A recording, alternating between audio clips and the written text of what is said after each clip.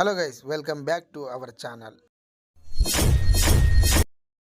ముందుగా ఎవరైతే మన ఛానల్ని ఫస్ట్ టైం చూస్తారో వాళ్ళైతే సబ్స్క్రైబ్ అయితే చేసుకోండి. అలాగే పక్కనున్న బెల్ ఐకాన్ని ప్రెస్ చేయండి. సో నేను పెట్టే లేటెస్ట్ వీడియోస్ అనేవి మీకు నోటిఫికేషన్ ద్వారా వస్తాయి.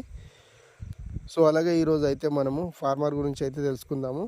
సో నేనైతే నాటు వేసి ఈ రోజుకి అయితే మనకు 45 రోజులు అవుతుందండి. సో 45 రోజులకు మనకు వరి అనేది ఈ విధంగా ఉంది.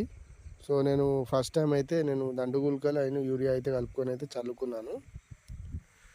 సో తర్వాత ఇప్పుడు మన వరి వచ్చేసి సో ఇలా కొంచెం ఎర్రగా అవుతుంది. సో ఇది ఏ విధంగా ఎందుకు అవుతుంది అనేది మీరు కూడా కామెంట్ రూపంలో నాకైతే కామెంట్ పెట్టండి. సో ఏం చేయాలనేది. సో దాని తర్వాత నేను కూడా మీ సజెషన్ బట్టి నేను కూడా చేస్తాను. సో ఇలా కొంచెం ఆకులు అనేటివి ఎర్రగా అవుతున్నాయి అక్కడక్కడ. సో ఏ విధంగా ఎందుకు అవుతున్నాయి అనేది మనకు కూడా తెలియదు. సో నేను కూడా ఈరోజు అయితే సో తెలుసుకుంటాను. ఫర్టిలైజర్ షాప్కి అయితే వెళ్తాను. సో వాళ్ళు అనేది మనకు స్ప్రే అయినా లేకపోతే ఇంకేమన్నా చేయాలనేది చెప్తారు. సో అది నేనైతే వీడియో అయితే కంపల్సరీ పెడతాను. సో అదేవిధంగా మనమైతే వాటర్ అయితే కూడా చూసుకోవాలి. ఎందుకంటే ఇప్పుడు వర్షాకాలం కాబట్టి వాటర్ అనేది ఉంటుంది. సో ఆ విధంగా ఒక్కోసారి వర్షాలకు వల్ల కూడా మనకు బోర్లు అనేవి ఎక్కువ పోయడం లేదు ఇంకా కూడా.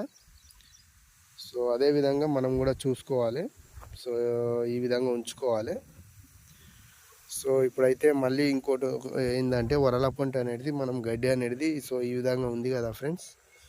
సో ఇది ఈ విధంగా ఉన్నప్పుడు మనమైతే సో 24 అవర్స్ అనేది ఉంటుంది కదా. సో ఆ 24 అవర్స్ తెచ్చుకొని సో దానికి ఒక స్ప్రే చేసేటప్పుడు గౌర అనేది పెట్టుకొని సో స్ప్రే చేసుకోవాలి.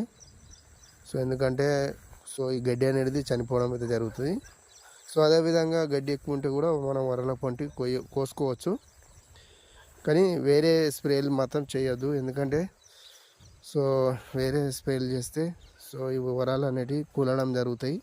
అప్పుడు మనకు ఇబ్బంది అవుతుంది వర్షాలు ఎక్కువ పడ్డప్పుడు. సో ఓకేనా ఫ్రెండ్స్, ఈ విధంగానైతే ఉంది. సో మీరైతే కామెంట్ రూపంలో అయితే కామెంట్ పెట్టండి.